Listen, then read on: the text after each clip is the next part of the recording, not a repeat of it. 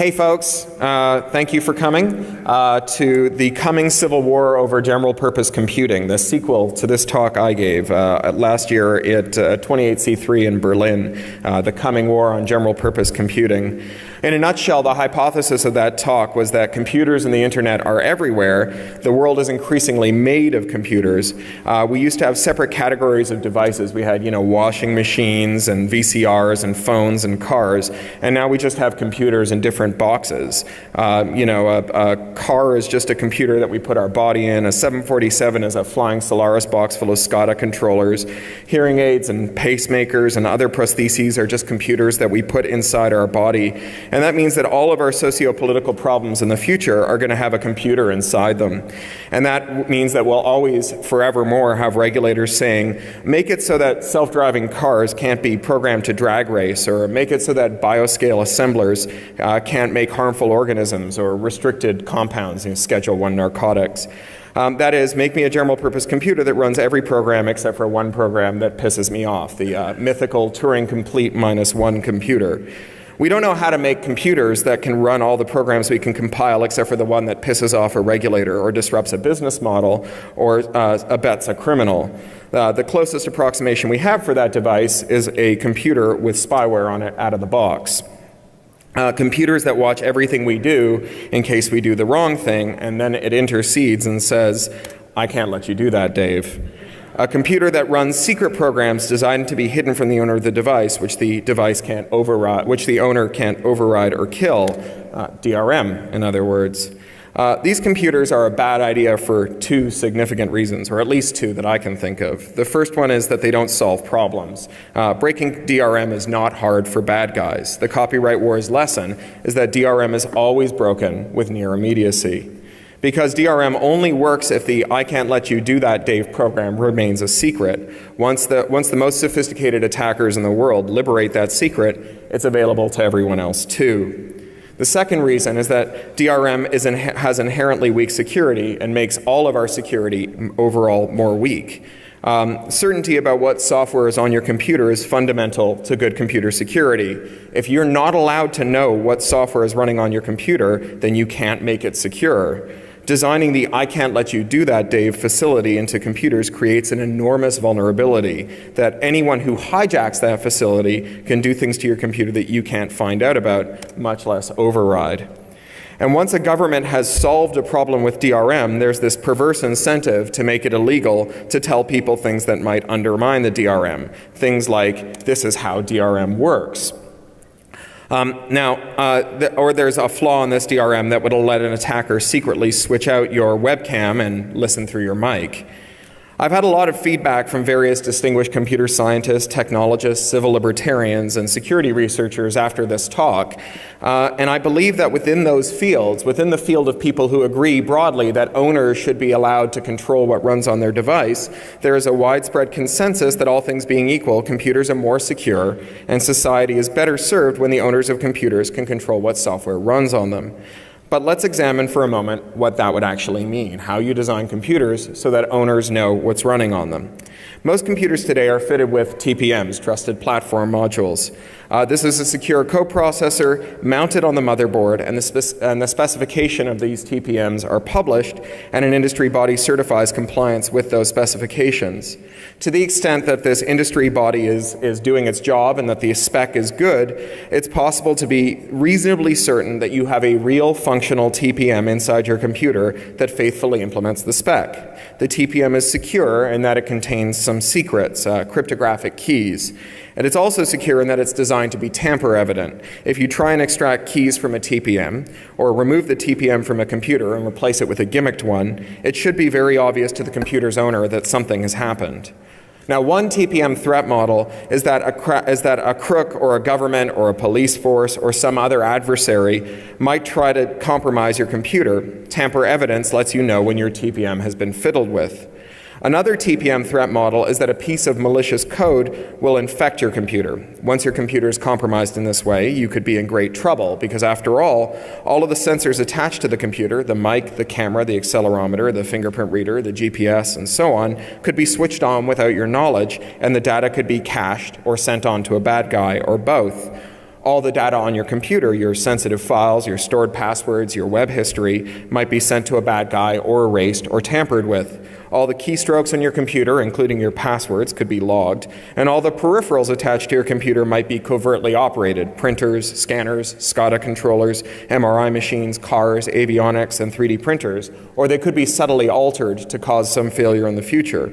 And other peripherals in the today and in the near future include your optic nerve, your cochlea, the stumps of your legs, and so on. When your computer boots up, the idea is that your TPM asks the bootloader for a signed hash of itself and verifies that the signature from the hash comes from a trusted party. Once you trust the bootloader to faithfully perform its duties, you can ask it to check the signatures in the operating system and then ask the operating system to verify the signatures on your programs and so on, ensuring that you know which programs are running on your computer and that any programs running in secret have managed that trick by leveraging a defect in the bootloader, operating system, or other components, and not because a new defect has been inserted into your system to create a facility for hiding things from you. This always reminds me of Descartes. He starts off by saying that he can't tell what's true and what's not because he's not sure if he really exists and whether his senses are faithful. He finds a way of proving that he exists and that he can trust his senses and that his faculty for reason. And having found that tiny nub of certainty, that thing that he knows that he exists and that his reason is good, he can build an entire stable edifice that he can hang the entire theory of the world off of. Now that TPM is like that nub of stable certainty. If it's there, it can reasonably inform you about the code on your computer and be reliable in doing so. Now, you may find it weird to hear someone like me talking warmly about TPMs. After all, TPMs are the technologies that make it possible to lock phones, tablets, consoles, and even some PCs so that they can't run software of their owner's choosing. Jailbreaking usually means finding some way to subvert or disable a TPM. Now, why on earth would I want TPMs in my computers? As with everything important, the devil is in the details. Imagine for a moment two different ways of implementing TPMs. The first is lockdown.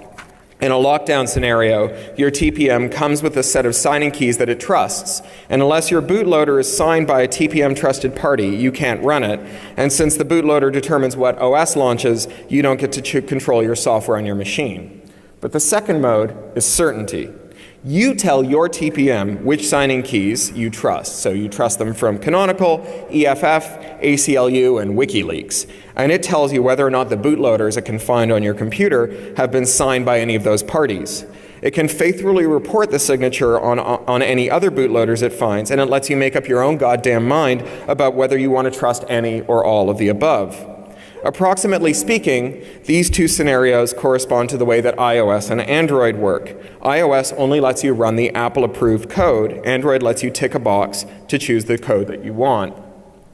But critically, Android lacks an important facility. It can't do the little bit of crypto work necessary on the software before boot time to tell you whether or not the code you think you're running is actually the code you are running. It's freedom without certainty. Now, in a world where the computers that we're discussing can see you and hear you, where we insert our bodies into them when they fly our planes and drive our cars, where they're surgically implanted inside us, certainty becomes a very big deal. Which is why I like the idea of a TPM, assuming that it's implemented in that certainty mode and not in the lockdown mode. Now, if that's not clear, think of it this way. The war on general-purpose computing is what happens when the control freaks in government and industry demand the ability to remotely control our computers. The defenders against that attack are also control freaks. They're like me, but we happen to believe that the device owners should have control over our computers and not governments or corporations. Both sides want control, but they differ on which side should have control. Now, control requires knowledge. If you want to be sure that songs can only be moved onto an iPod and not off of the iPod needs to know that the instructions being given to it by the PC to which it's tethered are emanating from Apple-originated iTunes and not from something that impersonates iTunes in order to get the iPod to give it access to those files. That's how you accomplish the Roach Motel. Now, if you want to be sure that, if I want to be sure that my PVR won't record watch once video on demand movies that I've just paid for, the PVR manufacturer needs to be able to ensure that the tuner that's receiving the video will only talk to approved devices whose manufacturers have promised to honor the do not record flags in the programs. Now, if I want to be sure that you aren't watching me through my webcam, I need to know what the drivers are and whether they honor the convention that the little green activity light always comes on when the webcam is running. And if I want to be sure that you aren't capturing my passwords through my keyboard, I need to know that the OS isn't lying when it says that there aren't any software keyloggers on my system. Whether you want to be free or want to enslave, you need to have control and you need to have knowledge. And that's the coming war on general-purpose computers. Now, what I want to investigate today and for the rest of this talk is what happens after we win the war on general-purpose computers, a prospect I call the coming civil war over general-purpose computers. Now, I ask you now to stipulate that we have a victory for the freedom side in the war on general-purpose computing, and that results in computers that lets their owners know what's running on them. Because the computers would faithfully report the hash and associated signatures for their bootloaders, and then the owners could control what was running on their computers, because the computers would allow their owners to specify who was allowed to sign the bootloaders, the OS, and so on. Victory in the war. Now, there are two arguments that we can make for why that would be a good outcome. The first one is the human rights argument. If your world is made of computers, then designing computers to override their owners' decisions has significant human rights implications.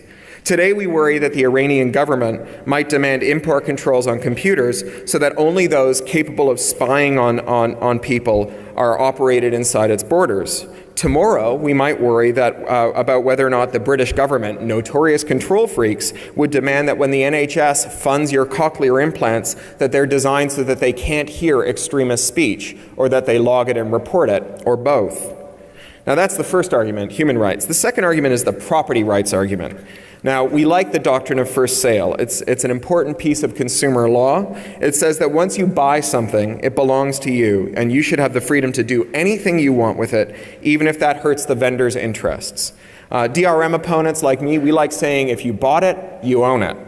Property rights are an incredibly powerful argument to have on your side, especially in America, where strong property rights enforcement are seen as the foundation of all social remedies.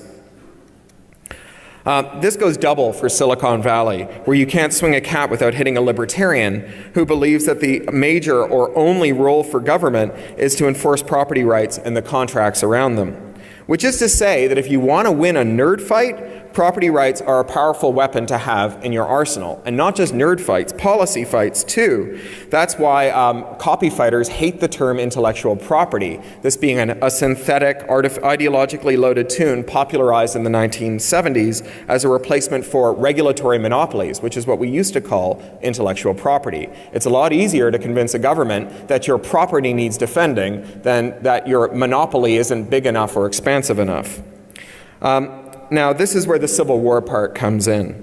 Human rights and property rights both demand that computers not be designed for remote control from governments and corporations and so on. That is, that owners should be allowed to specify what OS they're going to run, to freely choose the nub of certainty from which they will suspend the scaffold of their computer's security.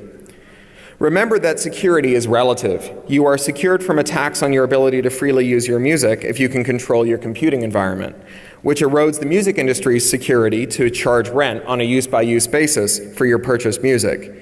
If you get to choose the nub from which the scaffold will dangle, you get control and the power to secure yourself against attackers. If the Recording Industry Association of America or the government or Monsanto get to choose the nub, they get to control and they get the power to secure themselves against you. So we all agree that at the very least, owners should be able to know and control what happens on their computers. But what about users? Users of computers don't always have the same interest as owners of computers. And increasingly, we will all be users of computers that we don't own. Now, where you come down on the conflicts between owners and users of computers will end up being one of the most meaningful ideological questions in technology's history. And there's no easy answer I know of for guiding these decisions. I'm going to spoiler my own talk. Usually my talks end with calls to action. Here's what we should do next. This talk doesn't have that because I don't know what to do next, which is why I'm presenting it to this audience, because I hope you'll have some ideas. Now let's start with a position we'll call property maximalism. If it's my computer, I should have the absolute right to dictate the terms of use to anyone who wants to use it. If you don't like my terms, don't use my computer, find someone else's. Now, how would that work in practice? We'd use some combination of initialization routine, tamper evidence, law, and physical control. For example, when you turn on your computer for the first time, you might initialize a good secret password, possibly signed by your private key. Now, without that key or password, no one is allowed to change the list of trusted parties from which your computer's TPM will accept bootloaders. And we could make it against the law to subvert this system for the purposes of booting operating systems that the device's owner has not approved. That would be a pretty cool law in some ways. It would make spyware incredibly illegal, and it would also ban secret initialization of DRM.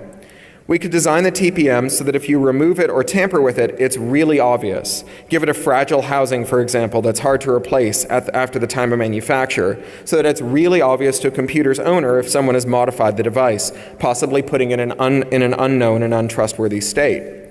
And we could add some kind of additional security to the computer's housing, strong physical locks and human guards and so on. Now, I can see a lot of benefits from this, but there are unquestionably downsides as well. Think for a moment about self-driving cars.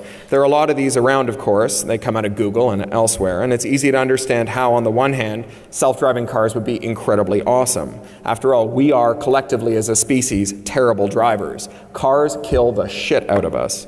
Seriously, it's the #1 cause of death in America for people aged 5 to 34.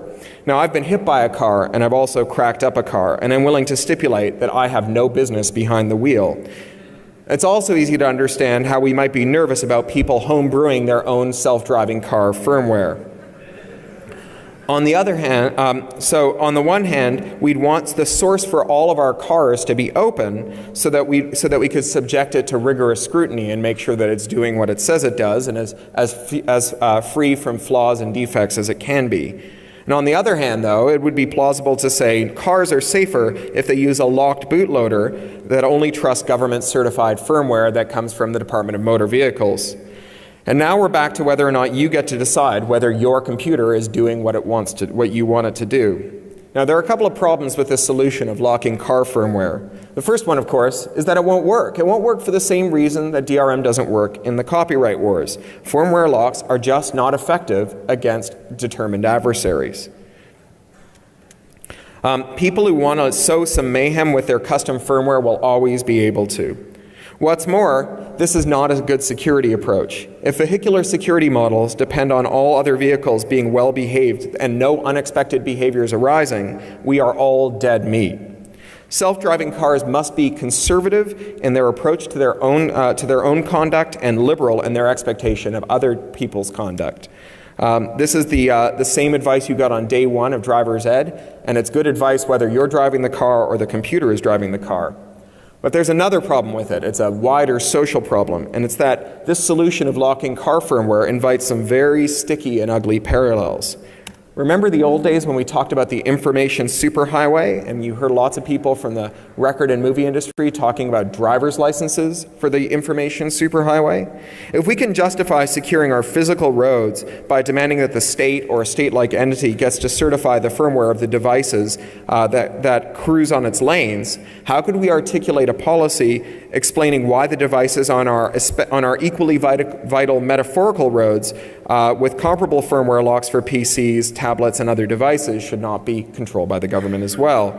After all, the general purpose network means that MRIs, spaceships, air traffic control systems, and so on all share a single information superhighway with Game Boys, Arduino-linked fart machines, and dodgy voyeur cams sold by spammers who make them in the Pearl River Delta. And consider avionics and power station automation. This is an even trickier one. If the FAA mandates a certain firmware for 747s, it's probably going to want those 747s designed so that only the FAA can choose what bootloader runs on the 747.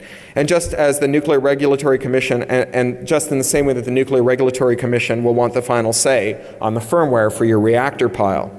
Now, this may be a problem for the same reason that a ban on modifying car firmware is. It establishes the idea that allowing the authorities to control your software load is a good way to solve our social problems.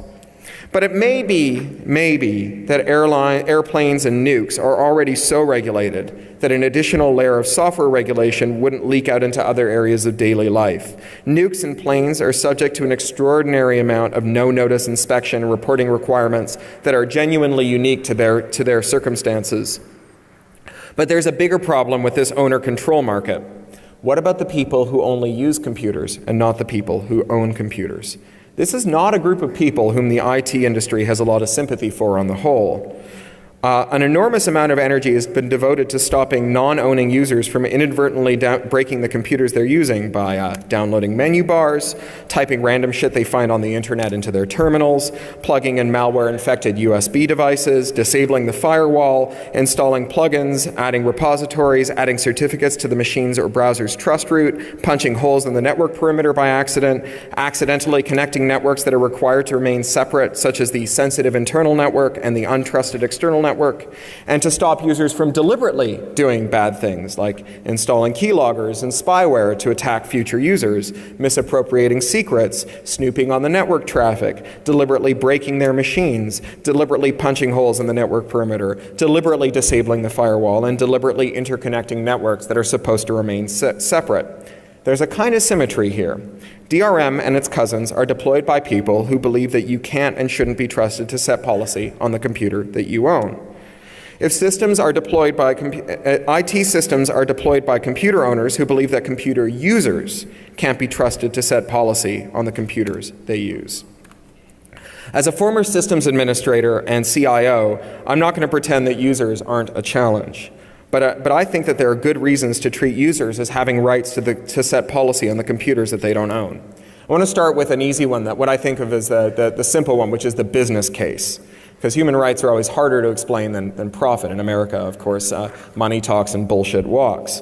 When we demand freedom for owners, we do so for a lot of reasons. But one important one is that computer programmers can't anticipate all of the contingencies that their code might run up against.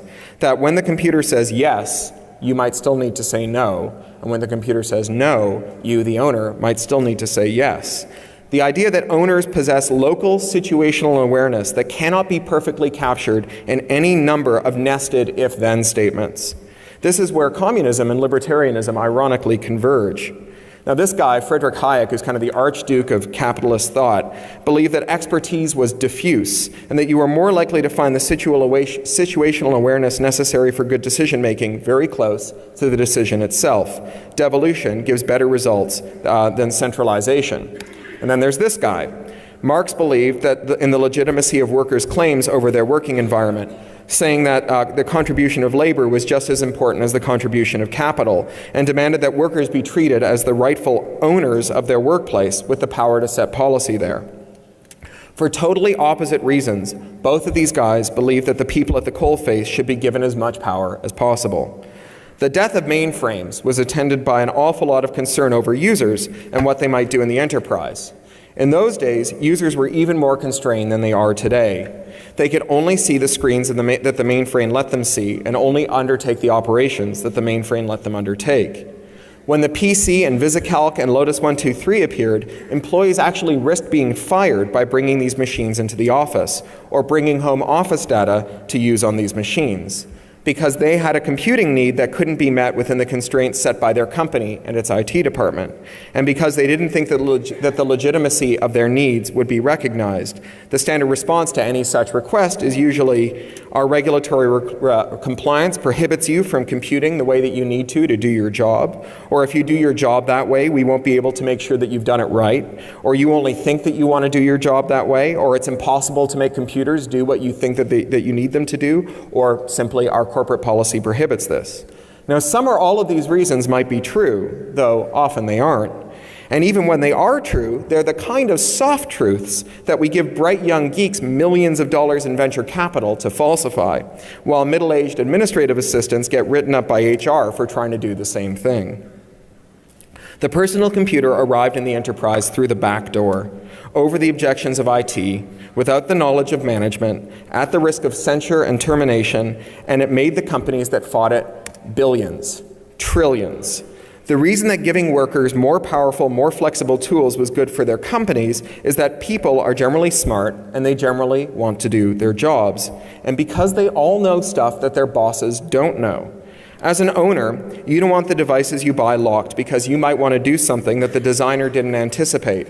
And employees don't want the devices they use all day locked because they might want to do something that the IT department didn't anticipate. This is the soul of Hayekism and of the free market, that we're smarter at the edge than we are in the middle. Now, the business world pays a lot of lip service to Hayek's 1940s ideas about free markets. But when it comes to freedom within the companies that they run, they're stuck a good 50 years earlier, mired in the ideology of a guy named Frederick Winslow Taylor and his scientific management. Now, he had the idea that workers were just particularly unreliable kinds of machines whose movements and actions should be scripted and constrained by all-knowing management consultants who would work with the equally wise company bosses to determine the one true way to do their job best. In other words, the ideology that let Toyota cream Detroit's Big Three during the car wars in the 1980s. So, letting enterprise users do stuff that they think will allow them to make more money for their companies sometimes makes their companies more money. And also, scientific management is about as scientific as trepanation, or Myers-Briggs tests. The business case for user rights is a good one, but I really just wanted to get it out of the way so that I could get down to the real meat of this talk. The human rights dimension of user rights. Now, this may seem a little weird on its face, but bear with me. This is a guy named Hugh Hare. Earlier this year, I saw a talk by him. He's the director of the biomechatronics group at the MIT Media Lab. Some of you have probably seen him do a talk. He's got some TED Talks on YouTube. It's electrifying. Now, he starts out by showing a bunch of slides of cool prostheses that they're building in the lab, legs and feet and hands and arms. Each device that uses, even this device, they use focused magnetism to suppress activity in the brains of people with untreatable severe depression to an amazing effect. And then he shows this slide. This is a slide of him climbing a mountain, and you can see that he's buff and he's clinging to the rocks like a gecko, and it's pretty awesome. And then you see the whole slide. He doesn't have any legs. He's just got these cool mountain climbing prostheses. He looks down at the audience from where he's been standing and walking around on the stage the whole time, and he says, "Oh yeah, didn't I mention that? I'm robot from the knee down." And he pulls up his trousers. And then he proceeds to run up and down the stage like a mountain goat. It's one of the most amazing things you've ever seen. Now, the first question, when I saw him speak, the first question anybody asked was, how much do these cost? And he named a price that would buy you a nice brownstone in central Manhattan or a terraced Victorian in Zone 1 in London. So the second question anyone asked was, well, who's going to be able to afford these? And he answered, why, everyone, of course. If you have to choose between a 40-year mortgage or legs, you'll choose the legs every time. Which is all by way of asking you to consider the possibility that there are going to be people, potentially a lot of people, potentially you, who are users of computers that they don't own, where those computers are going to be part of their bodies. Now, I think most of the technology world can understand why you, as the owner of your cochlear implants, should be legally allowed to choose what firmware runs on them. After all, when you own a device that is surgically implanted in your skull, it makes a lot of sense to give you the freedom to choose your software vendor. Maybe the company that made your implant had the very best signal processing algorithm when they were inserted into your head. But what happens when a competitor gets a superior algorithm next year? Should you be doomed to inferior hearing for the rest of your life or for the life of that competitor's patent? This is a problem that can't be overcome by mere code escrow and publication. That's the sort of thing that would protect you if the company that made your ears went bankrupt. You need to have the freedom to choose. Code publication won't do it. That code publication only protects you from sloppy or sneaky code that lets bad guys do bad things to your hearing. Now, this is a problem that only is overcome by the ambiguous right to change the software, even if the company that made your implants is still a going concern. So that's great if you're the owner of your cochlear implants. But what about users of cochlear implants? Consider the following scenarios. Say you're the minor child of deeply religious parents who pay for your cochlear implants, and they ask for the software that makes it impossible for you to hear blasphemy. Do you have the right to change your software load? Or you're broke, and a commercial company wants to sell you ad-supported implants that listen in on your conversations and insert contextual ads that trigger discussions about the brands that you love. Or your government is willing to install cochlear implants, but they want to archive and review everything that you hear without your knowledge or consent. Is that far-fetched? Well, last month, the Canadian Border Agency was forced to abandon its plans to fill Canada's airports with hidden high-fidelity microphones that would listen in and log every single conversation in the airports. Will the Iranian government or the Chinese government take advantage of this if they can do so? Now, speaking of Iran and China, there are plenty of human rights activists who believe that bootlogging is the start of a human rights disaster. It's no secret that there are high-tech companies that have been happy to build lawful intercept backdoors into their equipment to allow for warrantless secret access to your communications. These backdoors are now standard, and so even if your country doesn't want that capability, it will still be there. Now, in Greece, there's no legal requirement to have lawful interception backdoors on telecoms equipment. But during the 2004-2005 Olympic bidding process, an unknown person or agency switched on the dormant lawful intercept capacity in the country's phone switches and captured a large amount of private communication from the highest levels and then switched that capacity off again. Surveillance in the middle of the network is nowhere near as exciting as surveillance at the edge of the network might be, whether that edge of the network is in your ear or in your laptop. As the ghosts of Mr. Hayek and Marx will tell you, there's a lot of interesting stuff happening at the coalface that never makes it back to the central office. Even so-called democratic governments know this. That's why the Bavarian government illegally installed this Bundestrojaner, state Trojan, on people's computers, gaining access to their files and keystrokes and much else besides. It's a safe bet that totalitarian governments will happily take advantage of bootlogging and move the surveillance right into the box. You may not import a computer into Iran unless you limit its trust model so that it only boots up operating systems with lawful intercept backdoors built right into the machine. Now, assume that we get the user control model, where the first person to use a machine gets to initialize a list of trusted keys and then lock it with a secret or some other authorization token. All this means is that the state's customs agents have to unbox every computer and initialize it with the state's key. Now, maybe you'll be able to do something that overrides that trust model, but by design, this system will be heavily tamper-evident, meaning that a secret policeman or an informant can tell at a glance whether you've locked the state out of your system. And it's not just repressive states, of course. Remember that there are 4 major customers for existing censorware, spyware, lockware, and surveillance. There's repressive governments, there's large corporations, and then there's schools. And finally, paranoid parents. That is to say, the technical needs of helicopter parents, school systems, and enterprises are convergent with the governments of Syria and China. They may not have the same ideological ends, but they have awfully similar technological means to achieve their individual ends. We are very forgiving of these institutions as they pursue their ends. You can do almost anything if you say that you're protecting shareholders or children. For example, you may remember that there was widespread indignation from all sides when it was revealed that some companies were requiring prospective employees to hand over their Facebook login credentials as a condition of employment. Those employers argued that they needed to be able to review your lists of friends and what you said to them in private before determining whether or not you were suitable for employment. Facebook logins were fast becoming the workplace urine testing of the 21st century. A means of ensuring that your private life doesn't have any unsavory secrets lurking in it, secrets that might compromise your working life. Now, the nation wasn't buying this. As soon as the story broke, Senate hearings and editorials, the whole country rose up against the idea of Facebook logins for prospective employees. But no one seems to mind that many employers routinely add their own intermediate keys into their employees' devices, their phones, their tablets, and their computers. This allows them to spy on your internet traffic even when it's secure, with TLS and a lock showing up in your browser. It gives your employer access to any and all sensitive data that you access from the job. Whether it's your union's message board, or your bank, or your Gmail account, or your HMO, or your doctor's private patient messaging area, or Facebook. There's a wide consensus that this is okay because the laptop, phone, and tablet your employer issues to you are not your property, they're the company's property. And yet, the reason employers give us these mobile devices is because there is no longer any meaningful distinction between personal life and working life. Corporate sociologists who study the way that we use our devices find time and again that employees are not capable of maintaining strict divisions between work and personal accounts and devices.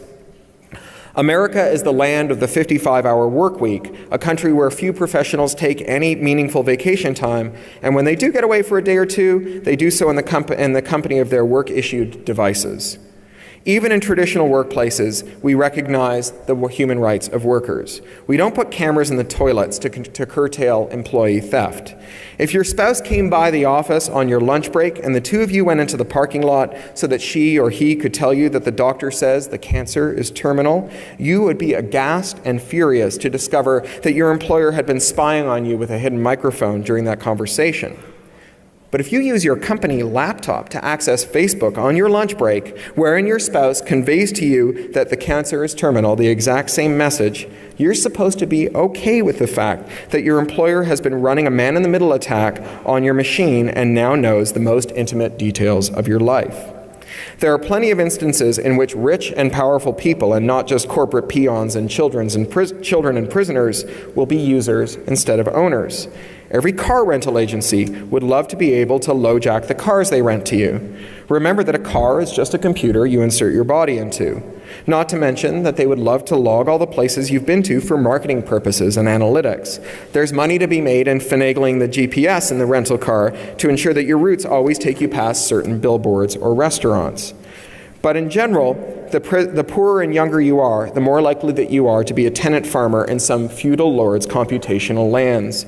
The more likely that your legs will simply cease to walk if you get behind on payments on them. Meaning that any thug who buys up your debt from a payday lender can literally and legally threaten to take your legs away, or your eyes, or your ears, or your arms, or your insulin, or your pacemaker, if you don't come up with the next payment. Before I discussed how owner override would work, some combination of physical access control and tamper evidence designed to give owners of computers the power to know and control what bootloader an OS was running on their machines. Now, how would a user override work?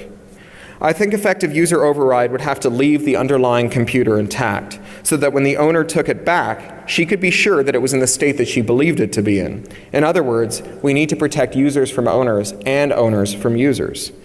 Here's one model for it, and I say that saying that with the free stipulation that I'm not a cryptographer and not a security expert, in the hopes that some of you will tell me how I'm wrong and how to improve on this idea. Now imagine that there's a bootloader that can reliably and accurately report on the kernels and OSs it finds on the drive. This is a prerequisite for any of these control situations, whether it's the government or corporations controlling how you use your computer, you controlling how you use your computer, or users controlling how they use the computers they use. So one way or another, I believe that we're going to end up with this in our systems. Now, give the bootloader the power to suspend any running OS to disk, encrypting all its threads and parking them. And then the power to select another OS from the network or from some external drive. So I walk into an internet cafe and there's an OS running that I can verify. I can be sure that this is the bootloader that I think it is.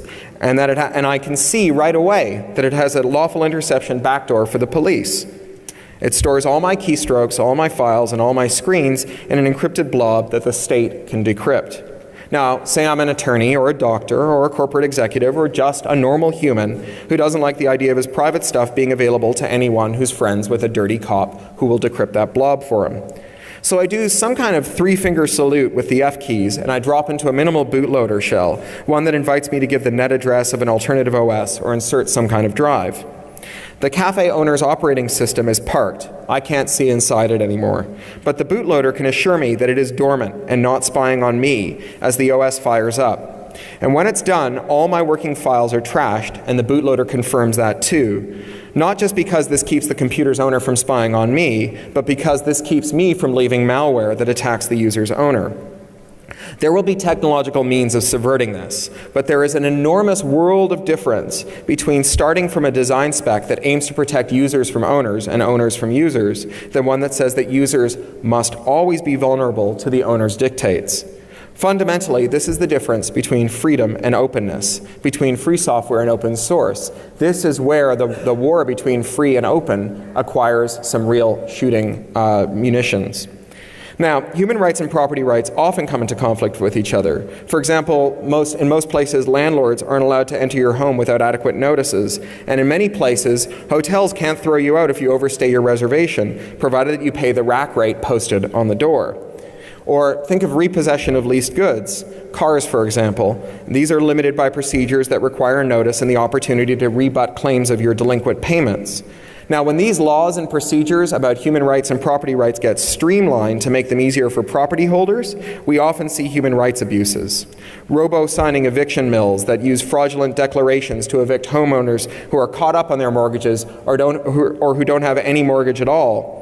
The potential for abuse in a world of computers is much greater. Your car might drive itself back to the repo yard, or your high-rise apartment building's elevators switch themselves off, as do their climate systems, stranding thousands of people until a disputed license payment is settled.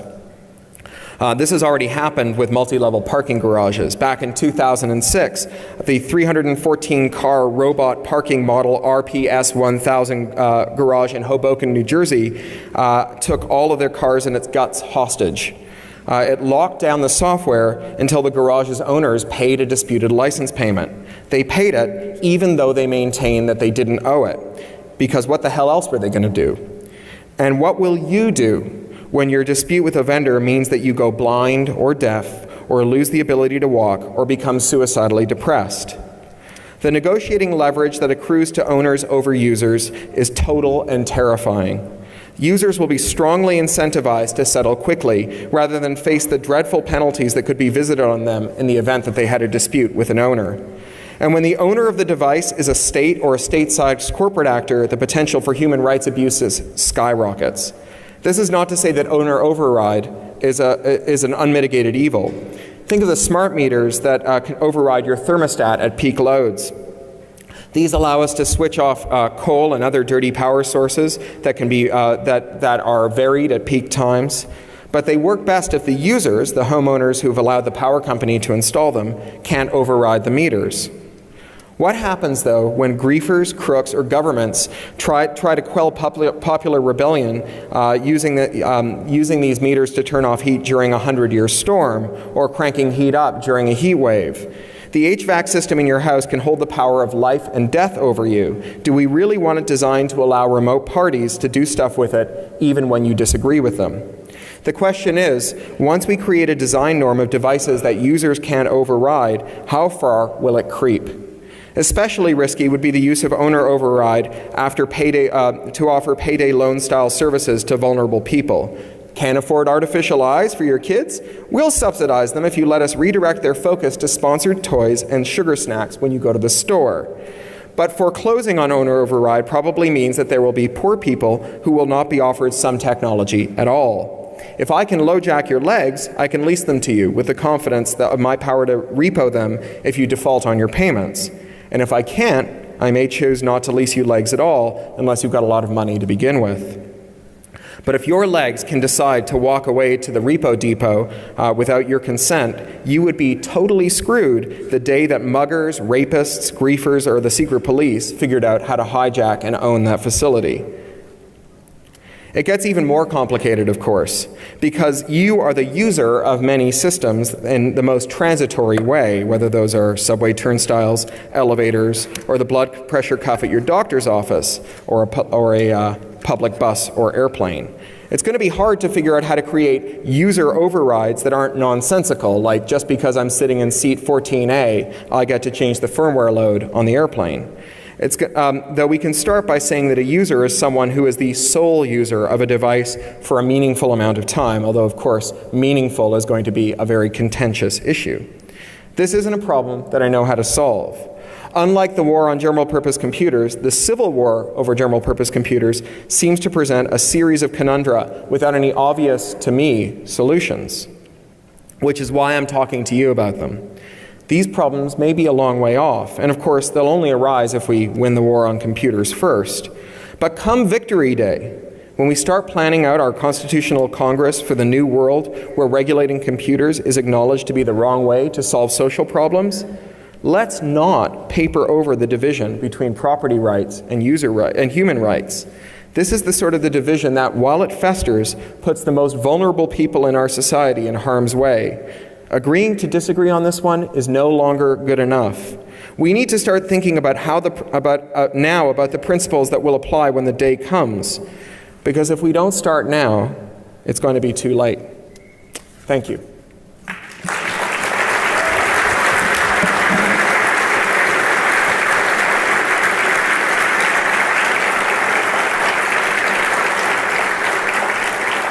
So I reckon we've got about 10 minutes for Q&A. Is that right, goons? Yes?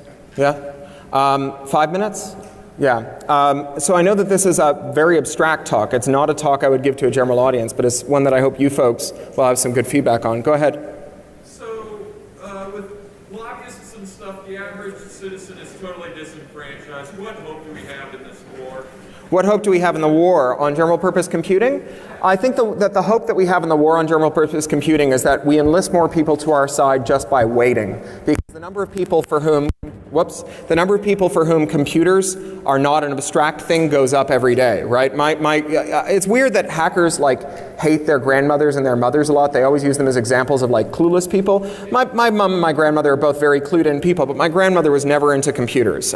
She never saw any reason to do so. She types really fast. She was a secretary, but she didn't see any reason to do so until the day I had a kid. And I live in England and my grandmother lives in Canada, and she knew that if she wanted to see her great-granddaughter, she was going to have to learn to use a computer so that we could Skype. All of a sudden, computers became incredibly important to her, and she learned how to use them like that, because that's what you do, right? When there's suddenly a reason to use a computer, you figure out how to use a computer.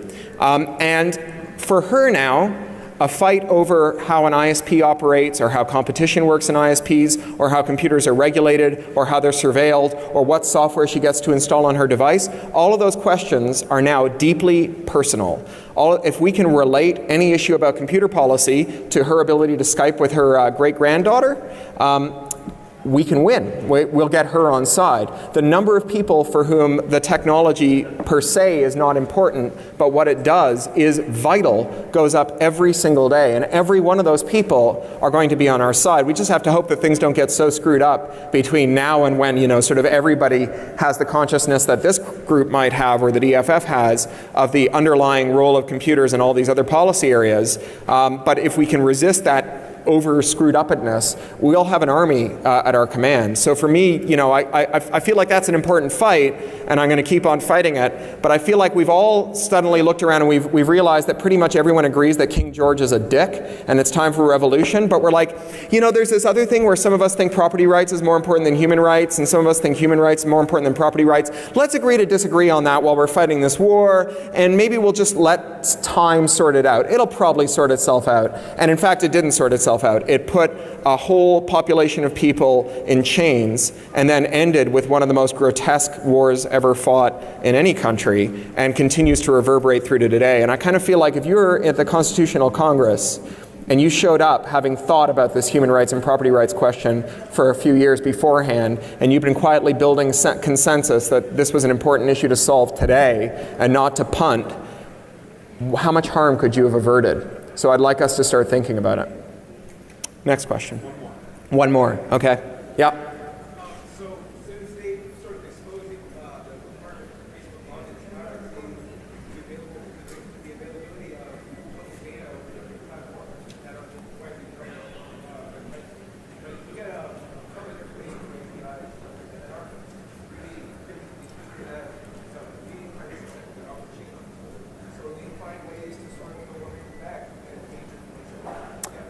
So that's a slightly different. The question is, what about the fact that that Facebook's APIs expose a shitload of data that you've never really thought that you consented to give up, or understood that you've consented? I think that's an important issue, but it's not this one. This one is about the fact that we aren't outraged. We are outraged when an employer says to a prospective employee, tell me your login and password, but we're completely cool with it when they just spy on you once you've been hired to get your login and password, or at least your authentication credentials, because they own the computer that you're using to do it. And that to me seems like it's no different from saying, well, we're gonna like eavesdrop on all your conversations at work and find out, you know, your bank account number when you tell it to your wife over your cell phone on your lunch break, and we're gonna use that to like look in your bank account, not steal your money or anything, just look in your bank account. And it seems weird to me that that's cool so long as it involves property rights. And it seems to me that there has to be a human rights limit that pushes back against the absolute nature of property rights, or I hope so anyway. So I think that's time. Thank you all very much.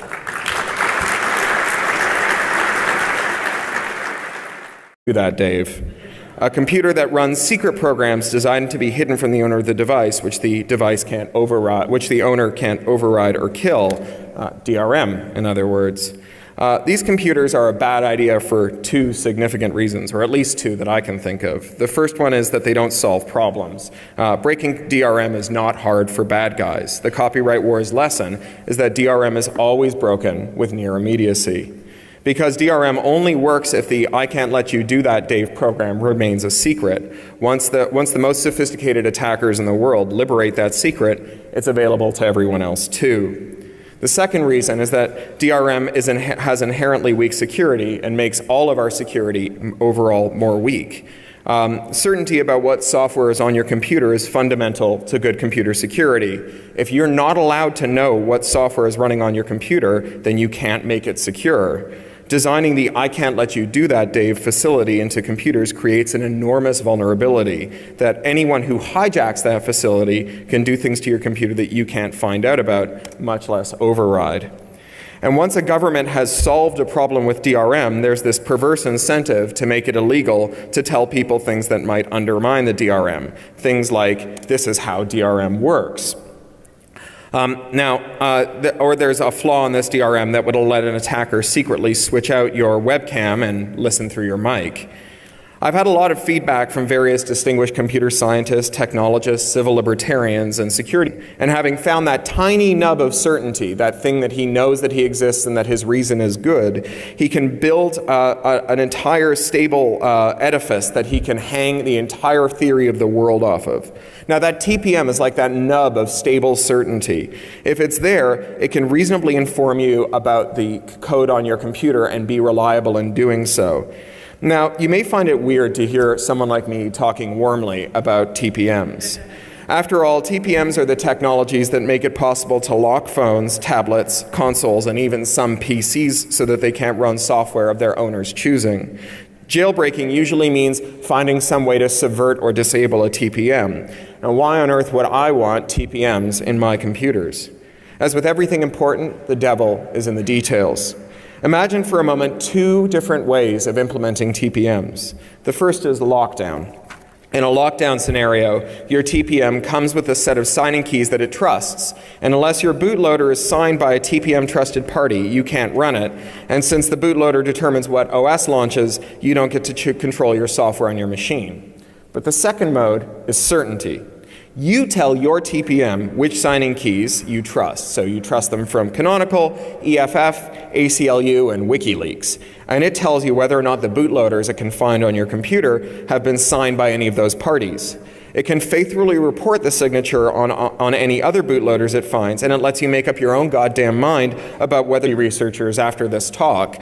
And I believe that within those fields, within the field of people who agree broadly that owners should be allowed to control what runs on their device, there is a widespread consensus that all things being equal, computers are more secure, and society is better served when the owners of computers can control what software runs on them. But let's examine for a moment what that would actually mean, how you design computers so that owners know what's running on them.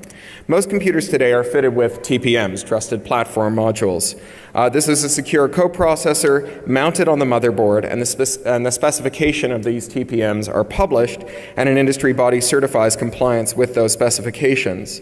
To the extent that this industry body is doing its job and that the spec is good, it's possible to be reasonably certain that you have a real functional TPM inside your computer that faithfully implements the spec. The TPM is secure in that it contains some secrets, cryptographic keys.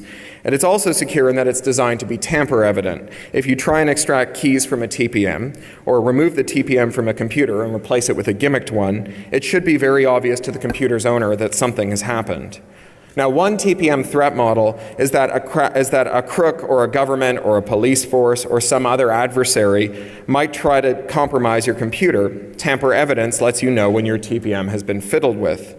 Another TPM threat model is that a piece of malicious code will infect your computer. Once your computer is compromised in this way, you could be in great trouble because, after all of the sensors attached to the computer, the mic, the camera, the accelerometer, the fingerprint reader, the GPS, and so on, could be switched on without your knowledge, and the data could be cached or sent on to a bad guy, or both.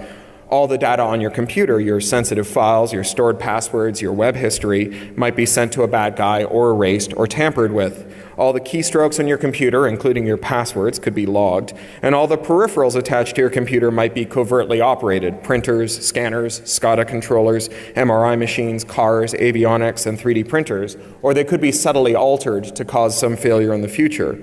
And other peripherals today and in the near future include your optic nerve, your cochlea, the stumps of your legs, and so on. When your computer boots up, the idea is that your TPM asks the bootloader for a signed hash of itself and verifies that the signature from the hash comes from a trusted party. Once you trust the bootloader to faithfully perform its duties, you can ask it to check the signatures in the operating system and then ask the operating system to verify the signatures on your programs, and so on, ensuring that you know which programs are running on your computer and that any programs running in secret have managed that trick by leveraging a defect in the bootloader, operating system, or other components, and not because a new defect has been inserted into your system to create a facility for hiding things from you. This always reminds me of Descartes. He starts off by saying that he can't tell what's true and what's not because he's not sure if he really exists and whether his senses are faithful. He finds a way of proving that he exists and that he can trust his senses and his faculty for reason. Hey folks, thank you for coming to the coming civil war over general purpose computing, the sequel to this talk I gave last year at 28C3 in Berlin, the coming war on general purpose computing. In a nutshell, the hypothesis of that talk was that computers and the internet are everywhere. The world is increasingly made of computers. We used to have separate categories of devices. We had, washing machines and VCRs and phones and cars, and now we just have computers in different boxes. A car is just a computer that we put our body in. A 747 is a flying Solaris box full of SCADA controllers. Hearing aids and pacemakers and other prostheses are just computers that we put inside our body. And that means that all of our socio-political problems in the future are going to have a computer inside them. And that means that we'll always, forevermore, have regulators saying, make it so that self-driving cars can't be programmed to drag race, or make it so that bioscale assemblers can't make harmful organisms or restricted compounds, Schedule I narcotics. That is, make me a general-purpose computer that runs every program except for one program that pisses me off, the mythical Turing-complete -1 computer. We don't know how to make computers that can run all the programs we can compile except for the one that pisses off a regulator or disrupts a business model or abets a criminal. The closest approximation we have for that device is a computer with spyware on it out of the box. Computers that watch everything we do in case we do the wrong thing, and then it intercedes and says, I can't let you do